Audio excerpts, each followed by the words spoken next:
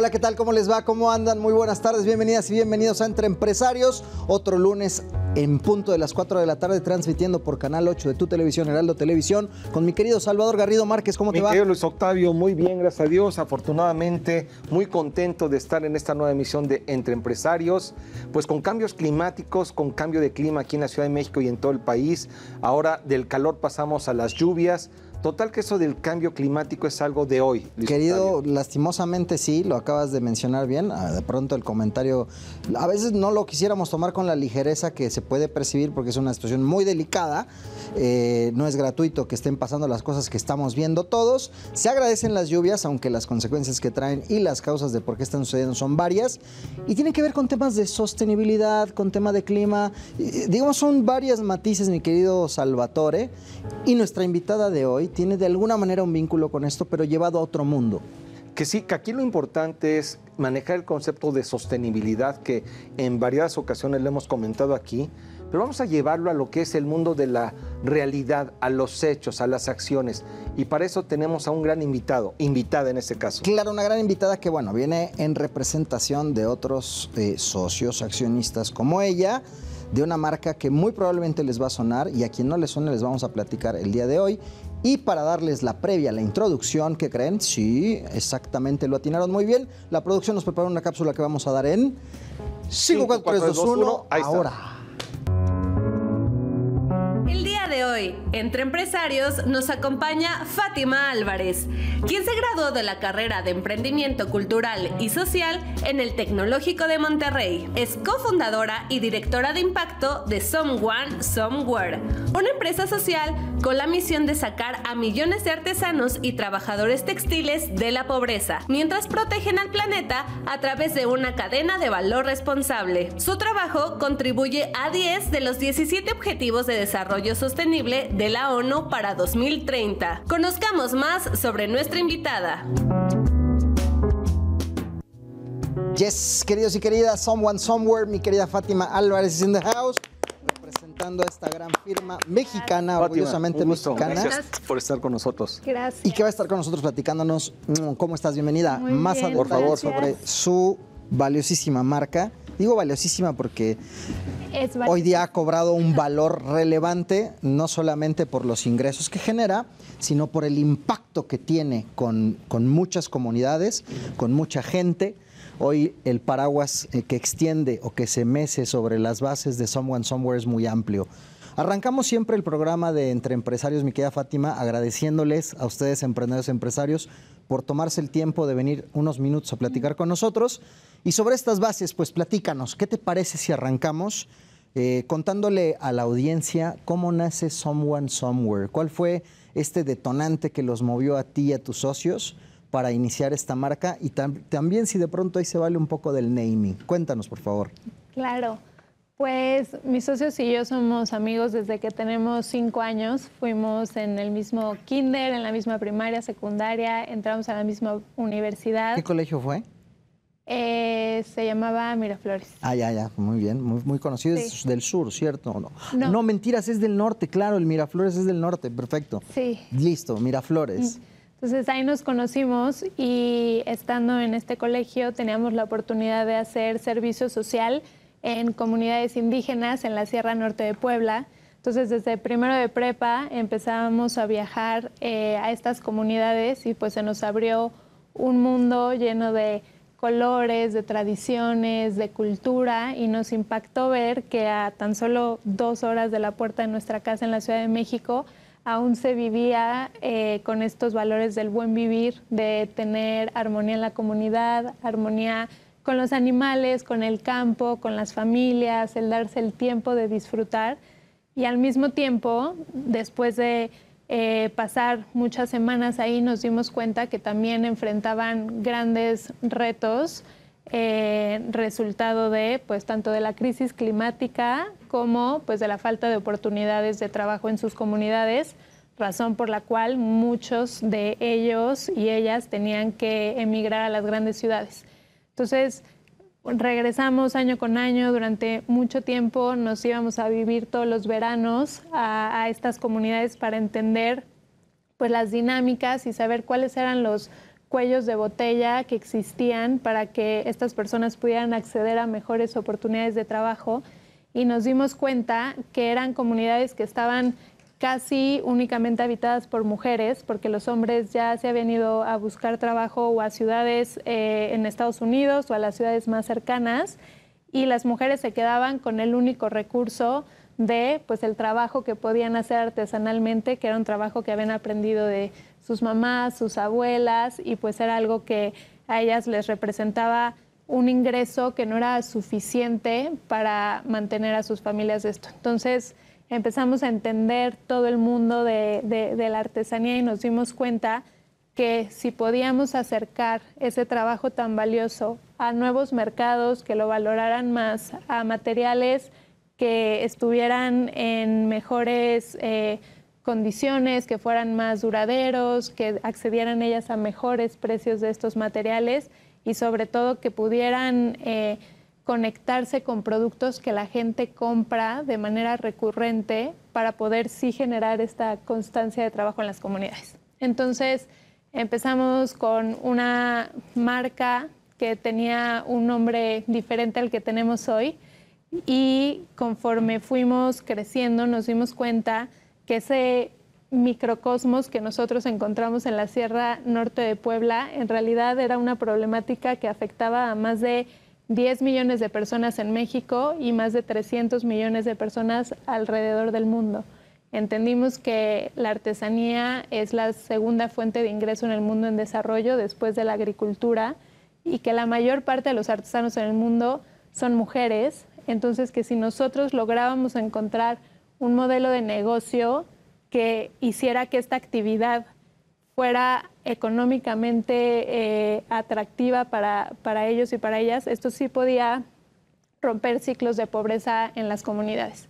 Entonces dijimos, no podemos quedarnos con una marca local o un nombre que esté muy atado a un mercado regional en español, y entonces llegamos al naming de Someone Somewhere, que conserva la esencia de que atrás de cada uno de nuestros productos hay una persona que lo hizo y un lugar del que viene este producto, y que este trabajo representa algo común a ese lugar, ¿no? Entonces cambiamos el nombre 4 años después de haber empezado el proyecto. Entonces era chistoso para nosotros porque era como a un bebé que durante 4 años le llamas Juan y de repente le empiezas a llamar Luis, pero nos gustó mucho, y a las artesanas y los artesanos les gustó mucho entender que lo que el someone y el somewhere, que para nosotros es el artesano y su comunidad, para ellos y para ellas es el cliente. Entonces ellos ven al someone como la Fátima que está usando su producto en la Ciudad de México. Tiene un Entonces, doble discurso, claro. Tiene una doble lectura más bien. Exacto. Según la veas. Exacto. Qué interesante. Oye, este nombre la verdad es que a mí me fascina. Someone Somewhere es súper interesante, pero además tiene una historia que a mí me apasiona, porque no se trata, y es parte de lo que los emprendedores y empresarios a veces no entendemos. A veces emprendemos porque estamos buscando ganar dinero. Privilegiamos el tema material. Y me parece que detrás de este proyecto, ustedes no están buscando algo material, es decir, hacer negocio, hacer utilidades. Es buscar ayudar a la gente para que subsistan. Y en ese ámbito que no es, claro que está vinculado con el tema de los negocios, claro que está vinculado con el tema del dinero, pero el fin principal es ayudarle a estas comunidades a que tengan mejores condiciones. Y finalmente este fin social se vuelve en un emprendimiento social, humano y sostenible, que hoy es indispensable. Y ese, desde el nombre, está muy bien formulado. Y bueno, cuando hablas de la Sierra Madre del Norte, pues obviamente de Puebla, estás hablando de cercano a Zacatlán. Muy cercano. O sea, es que tenemos familia, bueno, en este caso siempre pregonamos en el espacio, y cada que tenemos oportunidad, mi querido Salvador y yo, hablamos de nuestro querido Zacatlán, Puebla, que es el pueblo de donde nuestras familias Zacatlán son originarias. de las Manzanas. Zacatlán de las Manzanas, entre chismes y campanas. Y cada que escuchamos Puebla y algo cercano a la sierra, pues invariablemente vinculamos nuestros orígenes con él. Sí, pues, Nuestra familia es de esa zona, entonces aunque nosotros somos chilangos, nuestros papás nacieron, vivieron allí, vinieron, migraron, son gente precisamente muy parecida. Ellos tuvieron que migrar, en este caso, a la Ciudad de México y hacer una vida aquí. Pero bueno, esto que ahorita tú estás planteando me remonta precisamente a ese origen en donde mis papás migraron, hicieron su vida aquí, pero traían productos justo, hablando de las manzanas. Mi papá se convirtió en comerciante, en un emprendedor y empresario a pequeña escala y después, gracias a Dios, le fue bien, más o menos.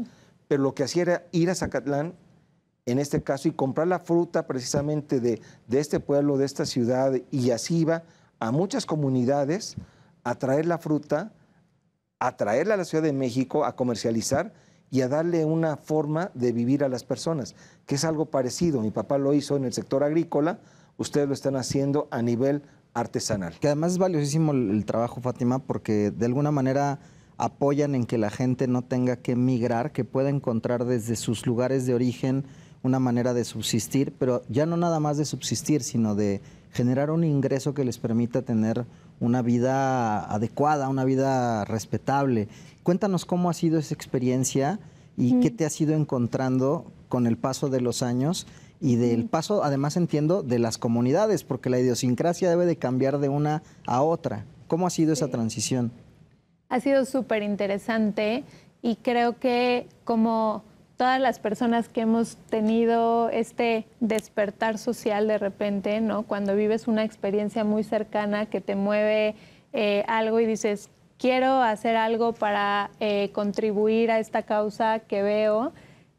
Por supuesto, pasamos al principio por ideas de hacer fundaciones, ONGs, de hacer algo como más asistencialista, pero rápidamente nos dimos cuenta que si queríamos llegar a estos 10 millones de artesanos que existen en el país, no podíamos depender ni de la caridad ni de la filantropía, y por eso adoptamos este modelo de empresa social, en el que, como bien dice Salvador, no es buscar la utilidad como un fin, sino generar una empresa rentable para que sea esa utilidad la que te permita generar mucho más impacto social y escalar ese impacto no solo a las demás comunidades de artesanos y artesanas en México, sino en otras regiones del mundo como África, en Asia, en Latinoamérica.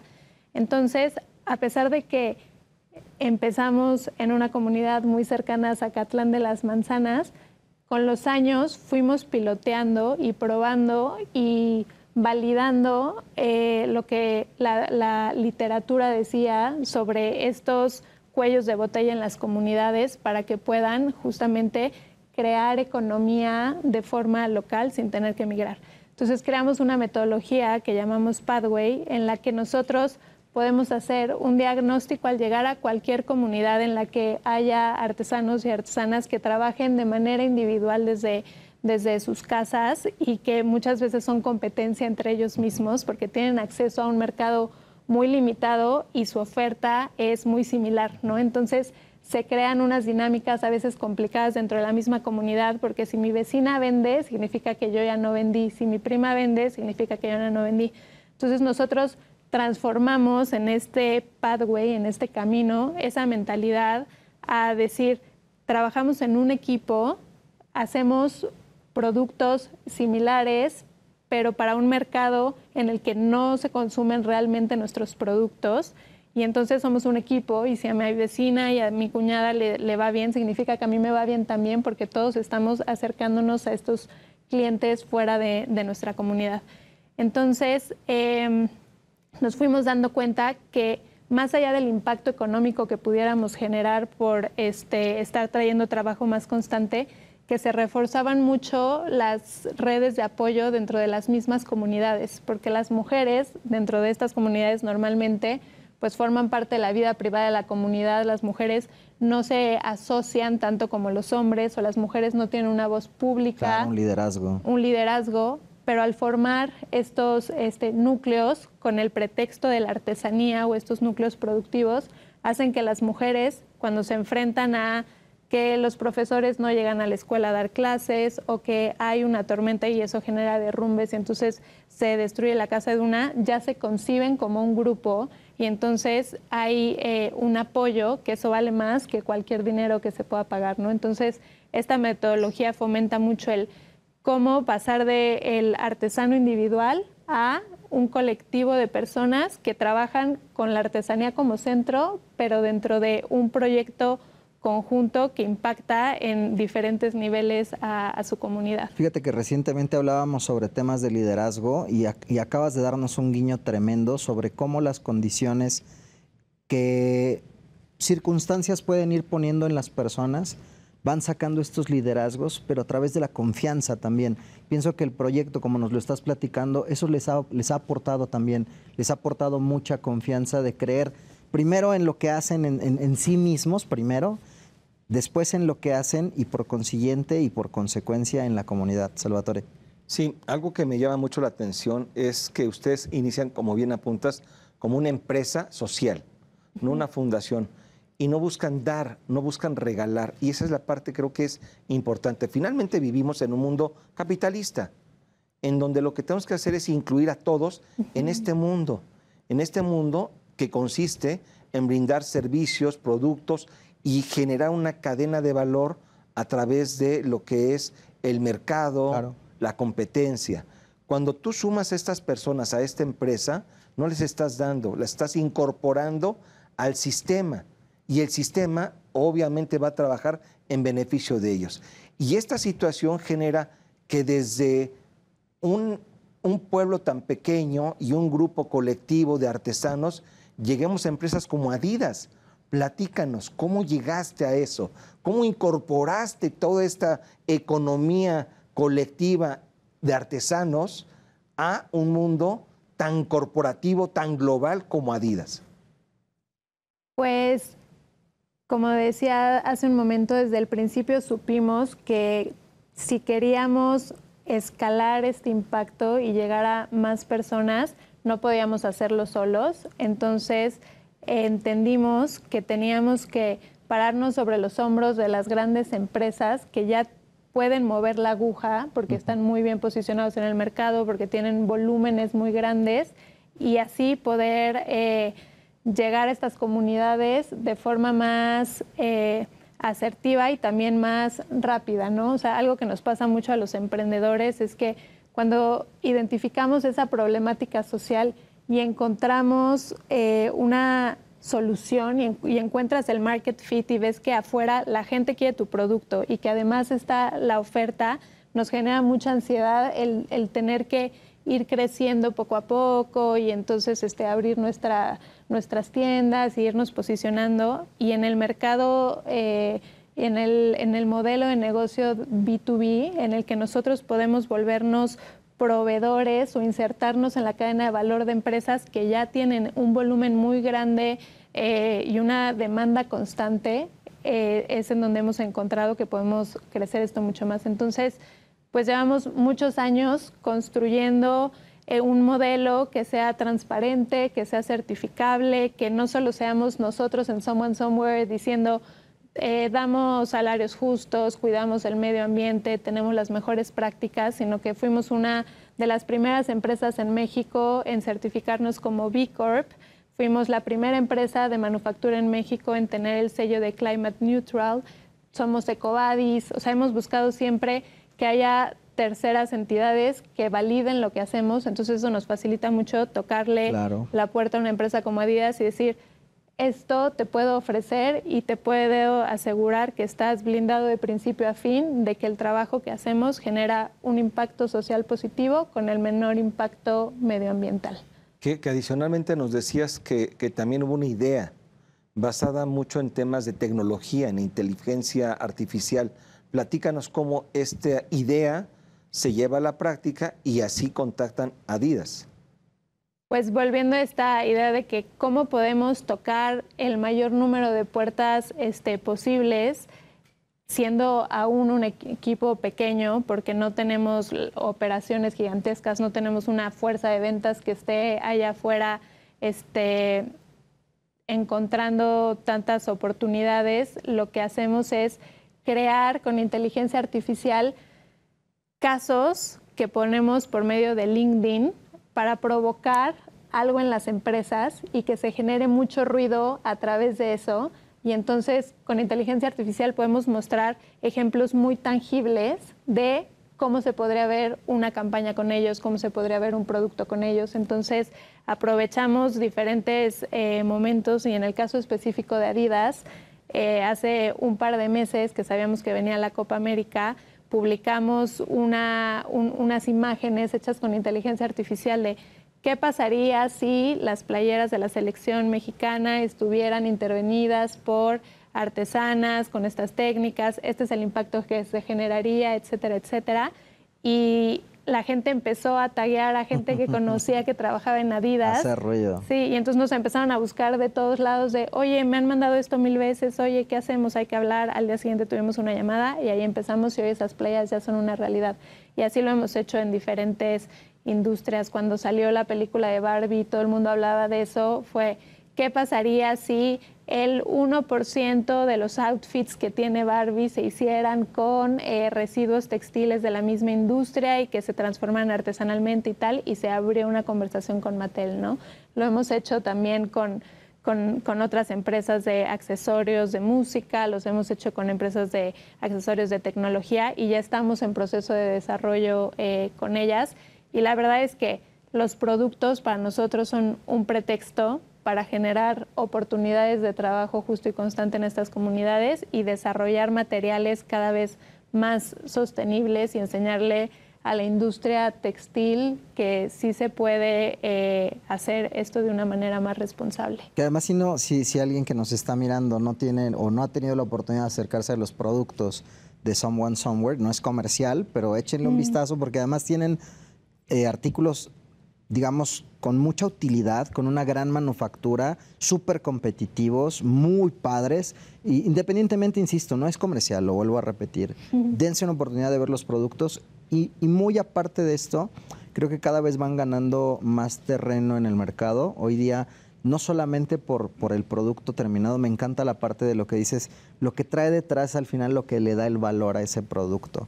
Y eso creo que es lo más rescatable de todo este proceso. Sí, y algo que es muy importante, me comentabas antes de presentar el programa, que ustedes empezaron con un negocio yendo a tocar la puerta. Tenían un stand o una tienda, después fueron a la parte digital y hoy están utilizando otro medio, están rediseñando la estrategia de ventas, rediseñando el concepto de mercado y como bien apuntas, no necesitas tener muchos locales, se necesita ingenio para lograr los objetivos. De acuerdo. Y eso es algo que la realidad es muy innovador y muy padre saber que precisamente está vinculado además con un tema social. Muy bien, rapidísimo, antes de que nos gane el tiempo, porque ya estamos cercanos al corte, mi querida Fátima. Brevemente, ¿qué plan viene para Someone Somewhere en corto plazo? Y después te hacemos 2 preguntitas si nos da el tiempo. ¿Qué plan tiene Someone Somewhere? Perfecto. Pues ahorita nos gustaría encontrar alianzas con más empresas que nos permitan romper las fronteras, no solo trabajar con artesanos y artesanas de México, que si bien son riquísimas y todavía hay muchísimas oportunidades, queremos empezar a integrar también artesanos y artesanas de Sudamérica y eventualmente de Asia también, en donde esto haga sentido.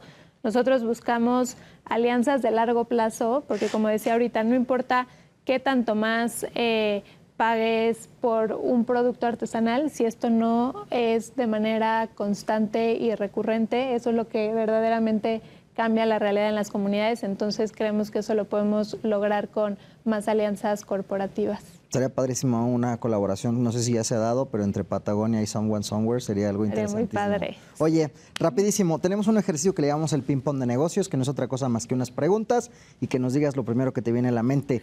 Qué nervios. Si tuvieras que definir a Someone Somewhere en una palabra, esa palabra sería... Sostenibilidad. Si tuvieras que definir en una palabra a Fátima Álvarez, esa palabra sería... Perseverancia. Y si admiras algo de tu proyecto junto con tus socios, ¿qué es lo que admiras? Equipo. Excelente. Pues, mi querida Fátima, muchas gracias por habernos acompañado. Te lo agradecemos mucho, te lo agradecemos profundamente. Muchas gracias. Queridas y queridos, nosotros vamos a hacer una brevísima pausa en este espacio titulado Entre Empresarios, porque traemos evidentemente más noticias, más novedades en el mundo empresarial, algo que tiene que ver mucho con el mundo empresarial, pero eso será regresando de este corte. Por el momento vayan por un fresquito que nosotros ya volvemos. No se nos vayan.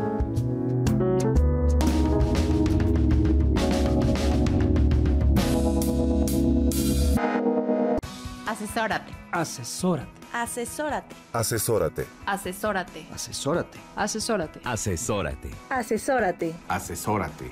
No nos cansaremos de decírtelo. Asesórate. Garrido Licona. Asesoría fiscal, legal, financiera y de negocios. Visítanos en garridolicona.com.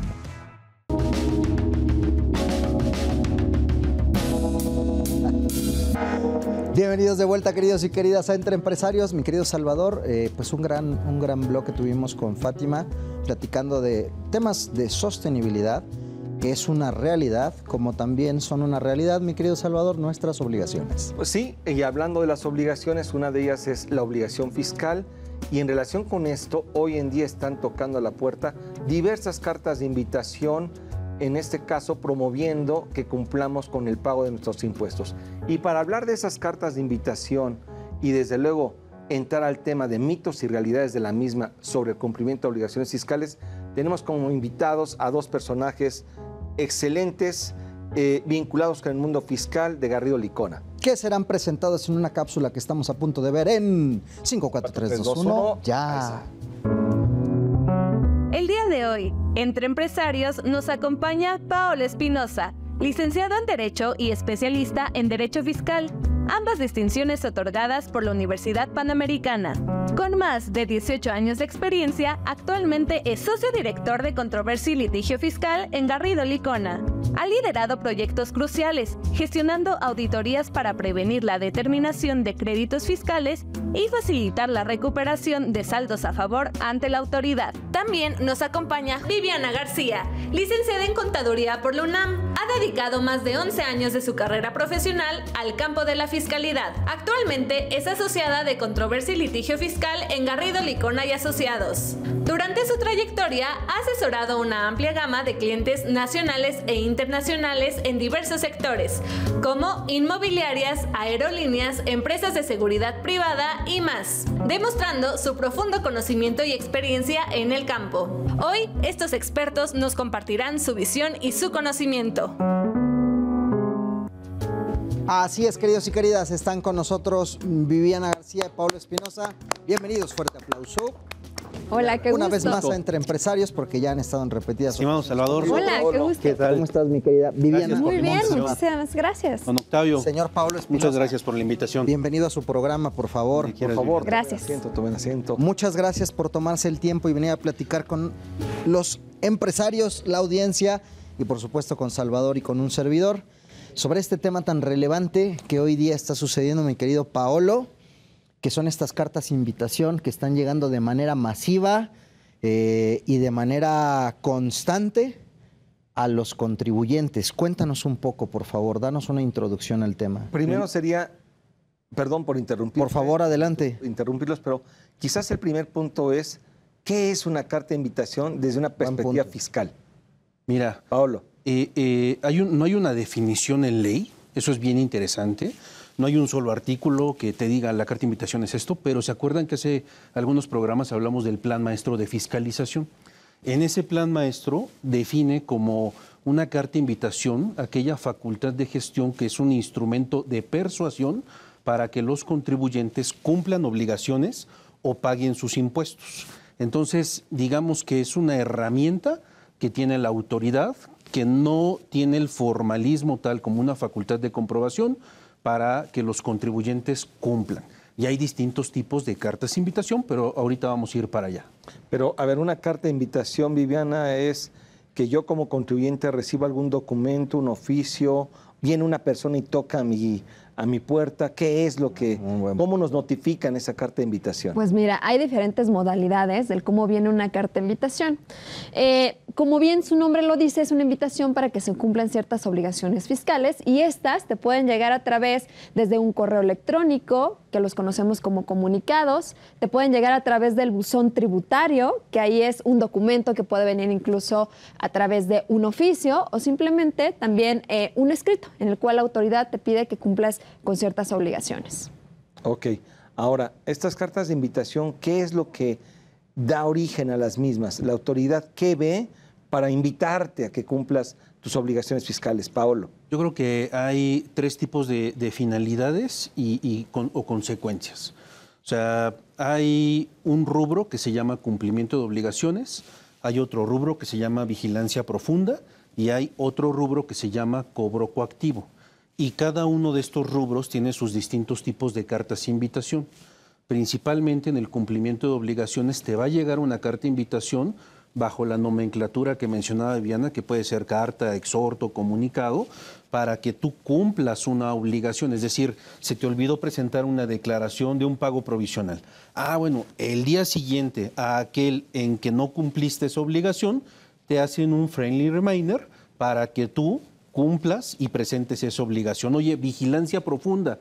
Ahí ya le vamos subiendo un poquito la rayita o el nivel. Esa carta de invitación lo que va a decir es: tú tienes discrepancias fiscales o tuviste un comportamiento atípico, y puede ir dirigida a ciertos sectores o a ciertas conductas, ya sea que tú des una explicación o que te inviten las autoridades cordialmente a acudir a sus oficinas para que te muestren esas explicaciones que te van a requerir o quieren que tengas.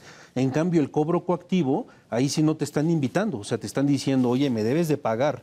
El caso más genérico que se llega a ver es cuando tú realizas retenciones y no pagas el impuesto. Ahí no hay nada de interpretación, es simplemente: oye, pues retuviste y no pagaste. Más bien te voy a invitar a que cumplas esa obligación, porque si no te va a salir más caro en materia de multas, actualización y recargos. Pero esos son los tres rubros y principalmente esas son sus finalidades, Salvador.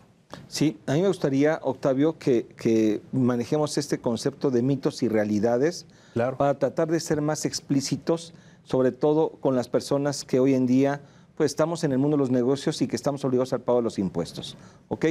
Entonces, mito o realidad. A todas las personas físicas y morales les va a llegar una carta de invitación para cobrarles sus impuestos. ¿Es mito o realidad? Pues, Viviana.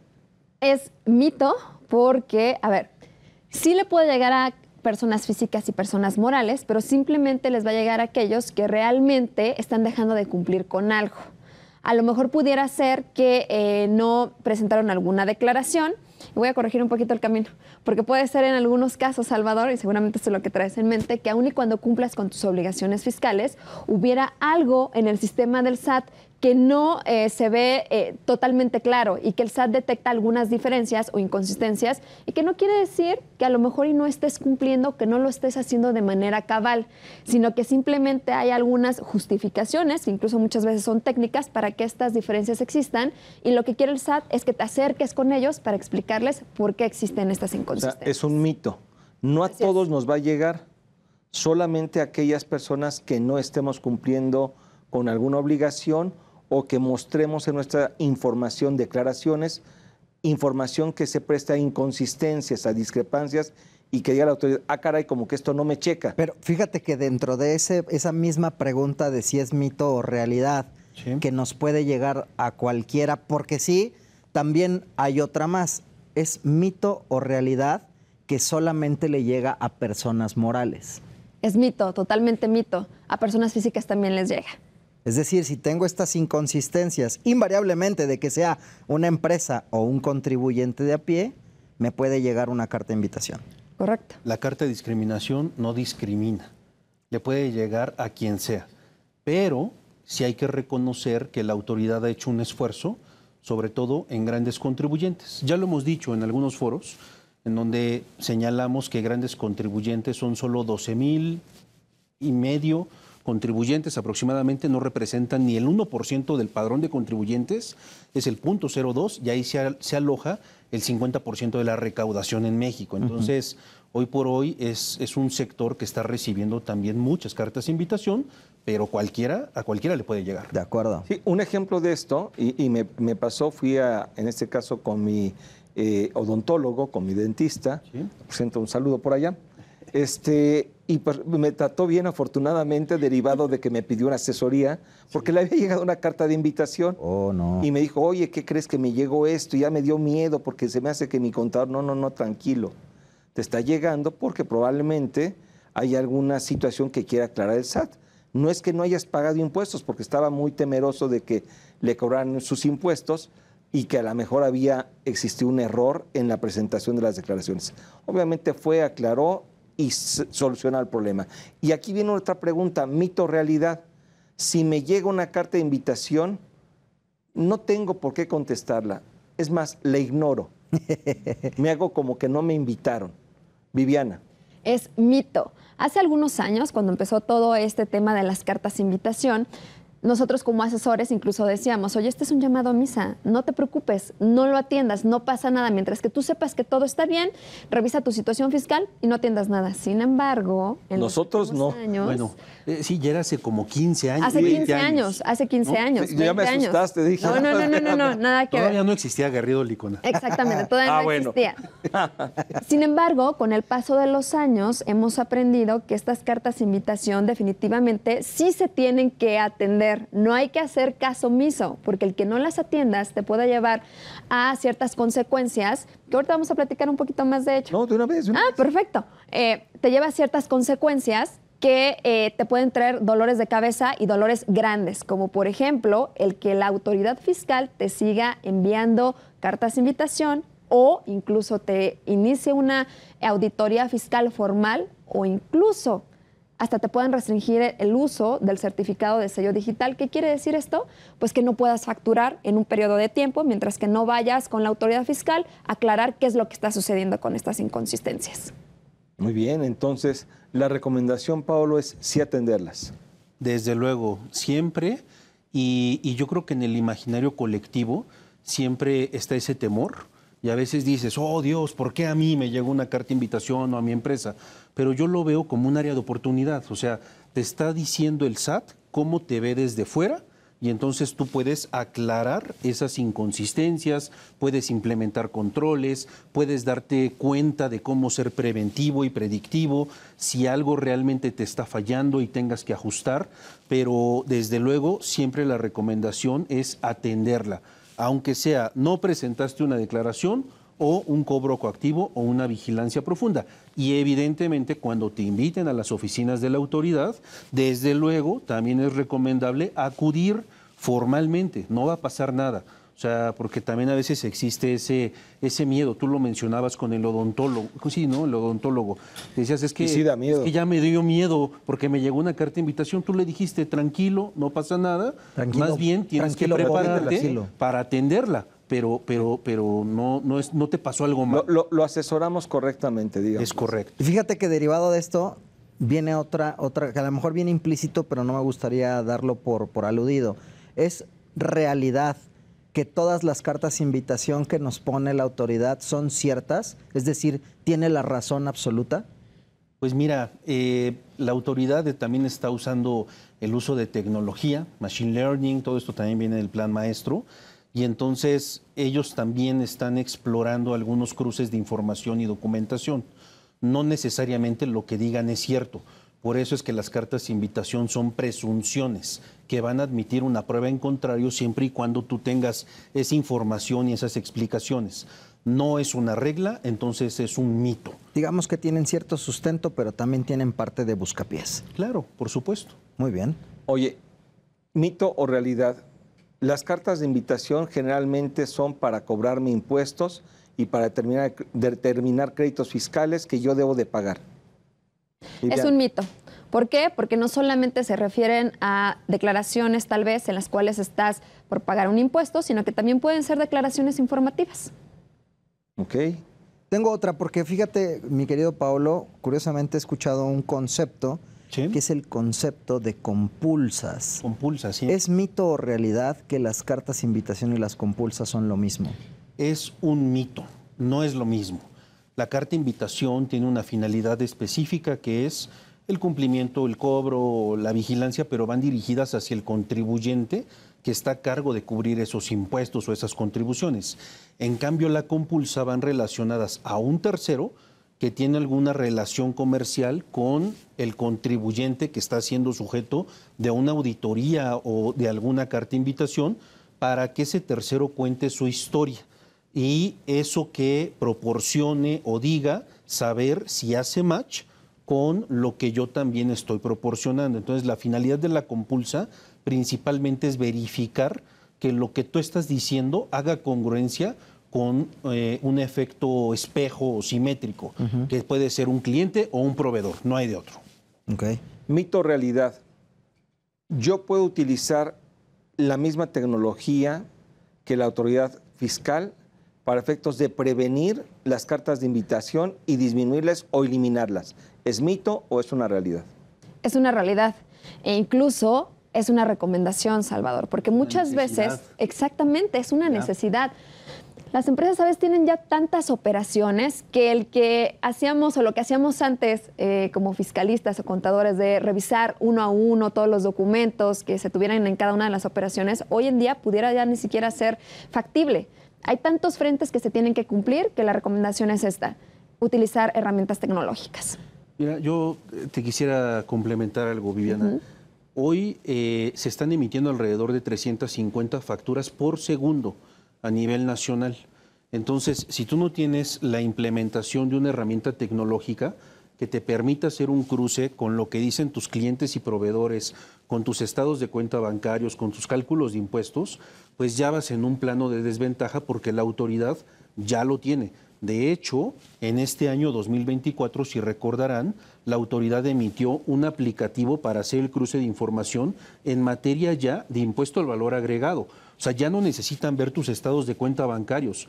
Si tu CFDI dice que lo pagaste en el mes o lo vas a pagar después, PPD o PUE, no quiero entrar en un tema técnico, ellos ya tienen elementos en el comprobante fiscal para agarrar esas discrepancias. Entonces, si tú no tienes esas herramientas tecnológicas de detección de EFOS, de cruces de información, conciliaciones, pues dejar eso a un trabajo manual, como bien comentaba Viviana, pues ya hasta se vuelve un tema riesgoso, porque el error humano siempre puede estar presente.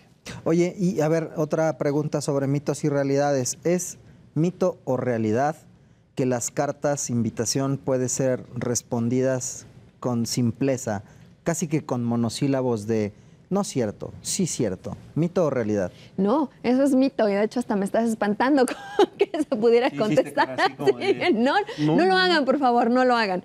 A ver, el tema de contestar una carta de invitación es siempre hacerlo a conciencia, con un análisis detrás de todo lo que se va a decir a la autoridad fiscal. ¿Y por qué?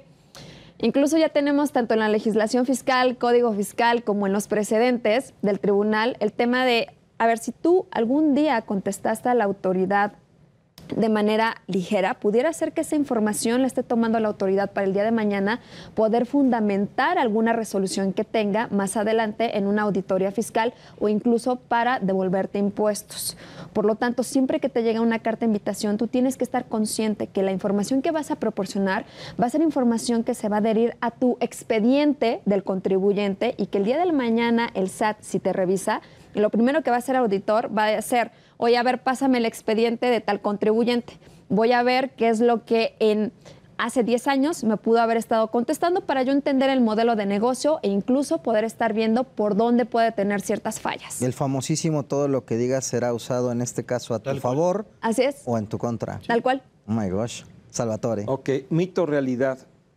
Las cartas de invitación solo las está emitiendo el Servicio de Administración Tributaria. Mito. También los está emitiendo la Secretaría de Finanzas de cualquiera de los estados del interior de la República Mexicana. Los está emitiendo también el IMSS, el Infonavit. Las diferentes autoridades fiscales en este gran grama y abanico lo están haciendo. Y adicionalmente creo que es importante recalcar que las cartas de invitación no solamente